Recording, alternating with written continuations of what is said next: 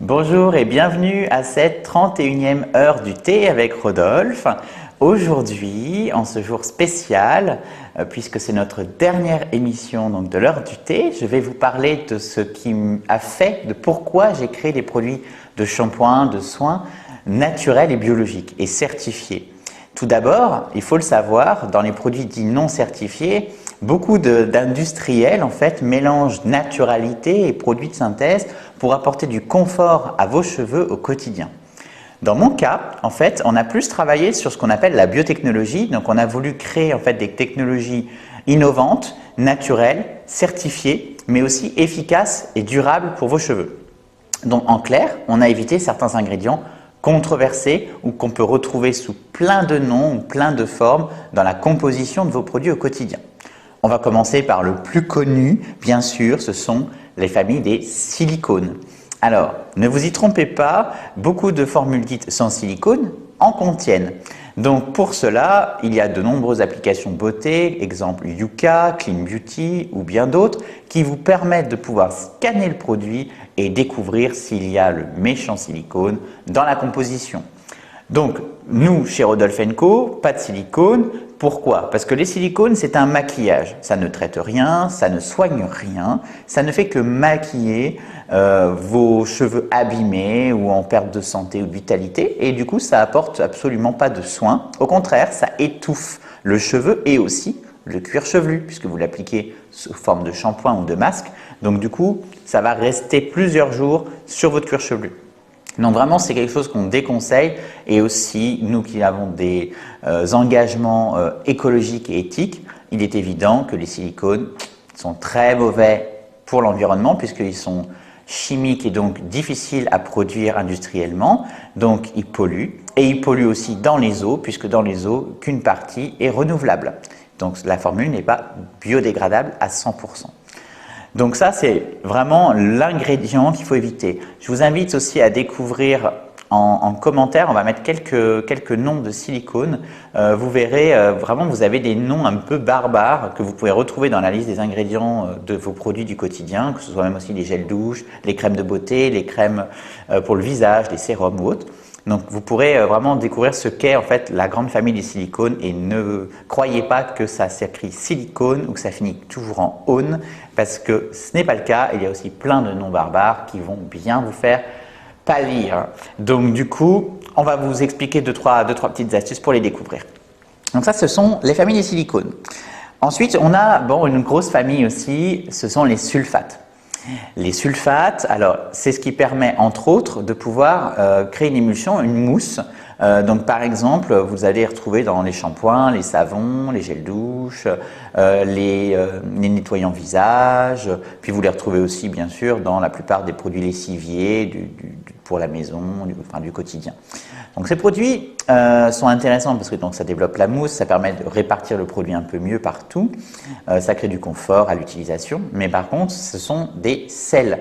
Et donc les sels, ce sont des produits qui sont irritants, donc souvent synthétiques, ce sont des sels de synthèse, mais qui vous permettent d'avoir effectivement cette jolie mousse, voilà. Mais en tout cas, ce sont des produits qui sont irritants pour votre peau et en plus qui sont issus donc de la chimie, donc je vous les déconseille très fortement. Je vous conseille plutôt de favoriser ce qu'on appelle les glucosides et les cocosulfates et également les glutamates. Donc ce sont en fait des tensioactifs qui sont issus donc du sucre, donc tout ce qui est industrie du sucre, industrie également de la coco. Et donc du coup, ça a des propriétés non seulement moussantes, nettoyantes, mais aussi des propriétés donc de soins pour certaines d'entre eux. Voilà. Le petit dernier, qui revient un peu à la mode, c'est aussi les saponines que vous retrouvez notamment dans les shampoings solides. Moi, je ne vais pas forcément les conseiller la plupart du temps parce que ça peut apporter un côté un peu rêche sur le cheveu. Mais par contre, c'est un très bon nettoyant aussi. Donc du coup, vous pouvez l'utiliser à la maison sans problème, surtout si vous avez les cheveux normaux, sans coloration. Ensuite, on va parler donc du troisième format, c'est les conservateurs. Conservateurs, alors là, il y en a une ribambelle, on va essayer de vous en lister quelques-uns aussi. Vous avez les fameux parabènes que tout le monde connaît, je pense. Vous avez les phénoxyéthanols, vous avez les propionals, ce sont d'autres. types de conservateurs et vous avez les méthylthiazolinones et tout ce qui finit en thiazolinone. Donc là, ce sont encore d'autres types de conservateurs. Certains d'entre eux sont plus dans les produits solides, d'autres les produits huileux, d'autres les produits aqueux, voire les produits lessiviers également. Certains d'entre eux, en fait, qu'on a remis au goût du jour parce que les parabènes avaient mauvaise presse, sont en fait issus de certains conservateurs qu'on avait dans les années 60, 70, voire 80. Donc, très clairement, ce sont des produits qu'on avait bannis, mais faute de trouver autre chose ou une alternative plus naturelle, certains industriels peu scrupuleux ont utilisé du coup ces vieux conservateurs très connus et ils les ont remis au goût du jour. Donc, les conservateurs, il en faut dans nos produits parce que sans conservateur, pas de conservation. Seuls les produits huileux ou secs n'ont pas forcément besoin de conservateur. Mais attention, un produit sec que vous allez humidifier comme un shampoing solide par exemple, vous allez avoir cette difficulté d'avoir un développement microbien terrible parce que vous aurez eu un contact entre l'eau et le produit. Donc méfiez-vous, les conservateurs ont toute leur importance dans la cosmétique, mais il faut savoir les choisir. Donc ce que je peux dire, nous chez Rodolphe & Co, c'est qu'on a par exemple utilisé au maximum des conservateurs naturels, par exemple issus par exemple de lactosérum, de choses comme ça, qui vont en fait permettre un petit peu comme le lactibiane, des choses comme ça, vous savez, tous ces acides aminés qui vont venir en fait manger les mauvaises bactéries, vont pouvoir travailler dans le produit.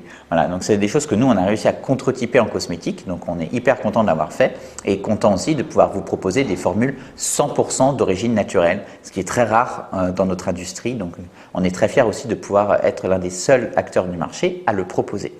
Néanmoins, il reste encore beaucoup de travail puisque toutes les formules ne sont pas concernées et il va falloir aller un peu plus loin pour pouvoir avancer encore technologiquement sur ces produits, sur ces innovations.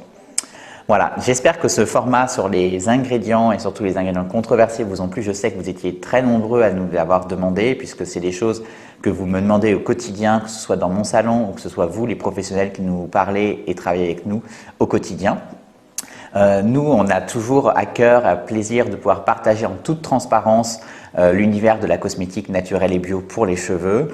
On a vraiment voulu le format donc de l'heure du thé, vraiment dans ce sens, dans le même esprit que mes amis et moi et ma famille lorsqu'ils viennent prendre le goûter chez moi.